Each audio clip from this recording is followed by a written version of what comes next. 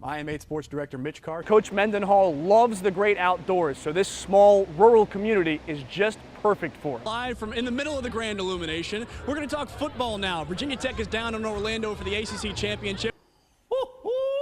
That is some flexibility right there. The whole point of this is to camp out so that you're the first one into the arena tomorrow night. They've been to the tournament the last 6 years in a row, but they haven't advanced past the first weekend since 2011, and they haven't even won a game in the first round since 2013. But all of that ended today. In the same town, happening at the same time, they're going to be giving the Cavs their championship rings and hanging that banner in Quicken Loans Arena. Hello and welcome everyone to the 8 Sports Blitz. Now, I know I told you last week that this was the last one. Wait, yeah, you did. No, but forget that, because this is the last one.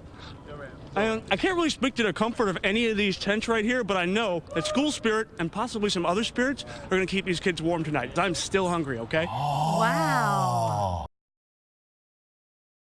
If you have been to a VCU game, you may have seen one player's shiny gold shoes. You think he just wants some attention, but a closer look at the flashy footwear, and you'll see the story of a local VCU walk-on and the unlikely friendship he formed with 2 Rams superfans. 8 Sports Director Mitch Carr picks up the story from there.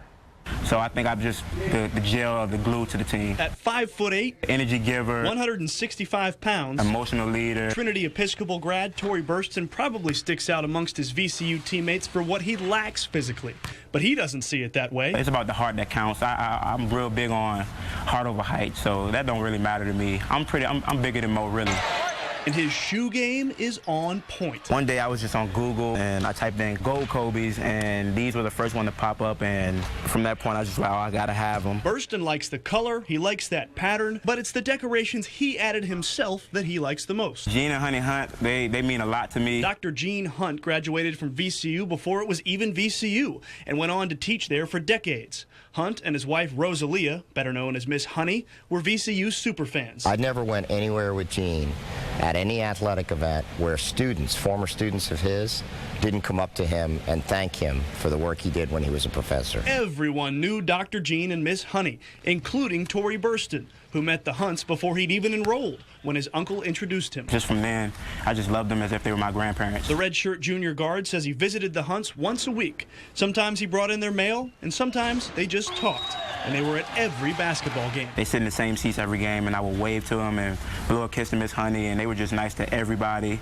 You could tell they were just loved by everyone, because before the game started, a lot of people would come down and just give them hugs and kisses and just greet them. So they were definitely number one. Dr. Hunt passed away in December of 2014 from heart and lung complications. Miss Honey died just a few months later following a fall at home. And they put a big picture of him on the big screen, and I cried a little bit. It hurt. This season, the first under Will Wade, Burston says he's played more already than in his 2 previous years under Shaka Smart combined. He's a tough kid. He does what we ask him to do. You know, he's got some physical limitations, but he doesn't let that stop him. You know, he's got a great attitude. He's just like a little pit bull when he's out there. I love him. And Gene and Honey are right there with him every step. I just wanted to take him wherever I go, so I just figured the name on the shoe, I could look down whenever anything got rough on the court or anything and just see their name and know that they're in good spirits and they're doing well. The fact that he's keeping their memory alive, connected to this university, would make them very, very proud and happy. Just want to keep going, keep plugging for Dr. Hunt and Miss Honey. They're in my heart forever, and I'll keep going for them. Next up for Tory Burston and the Rams, of course, it's the Richmond Spiders, and that's why I'm in the midst of a tent city right now. As the number of teams alive decreases, the intensity increases. Case in point, 4A East semifinal between Smithfield and Hanover. The game was delayed because administrators had to gain control of the crowd. 2 minutes to play, Hanover leads by 4. Marcus Custis from the corner for the Packers. It's suddenly a 1-point game. After a Hanover miss, Peter Moore drives the hoop to give the Packers the lead. He misses. The ball doesn't even need to touch the floor on its way back down the court. Ryan Payne finishes on the other end. Hanover leads by 3 with 1:13 to play. Less than 30 to play. Same margin. Custis to the hoop. Now Smithfield is down 1. The Packers try to steal the inbound. Instead, they foul Josh Plummer. So Plummer goes to the line. He hits both free throws. The lead is back to 3. Smithfield's last chance. Ryan Jones for 3. No. Packers get the rebound. Get it to Keon Tucker. Keon Tucker in the corner. Up for 3 to tie. And he's fouled. he will go to the line with a chance to give the Packers a 1-point lead. This free throw, all important. It's in there. That means that Hanover's got 4.3 seconds to make a miracle happen.